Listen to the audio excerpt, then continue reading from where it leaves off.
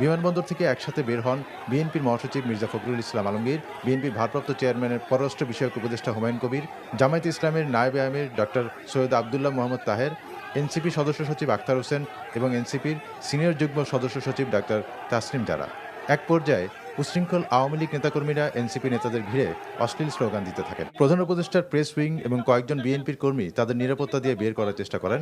এ সময় আখতার হোসেনকে লক্ষ্য করে ডিম ছোড়েন আওয়ামী লীগ ও যুবলীগের কয়েকজন কর্মী। এই ঘটনার মধ্য দিয়ে আবারও প্রমাণিত হয়েছে যে আওয়ামী লীগ একটি সন্ত্রাসী সংগঠন। আওয়ামী লীগ যে জন্মগতভাবে এবং প্রকৃতিগতভাবে সন্ত্রাসী সংগঠন।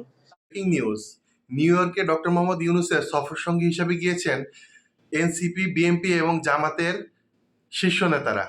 সেখানে এয়ারপোর্টে অবতরণের পর তাদের উপরে হামলা করে আওয়ামী লীগ, যুবলীগ এবং তাদের অঙ্গ সংগঠনের নেতাকর্মীরা। এনসিপি নেতা আখতারুজ্জামান ও ডক্টর তাসনিম জারার উপর তারা ডিম নিক্ষেপ করে এবং অশ্লীল ভাষায় তাদেরকে গালিগালাজ করতে থাকে।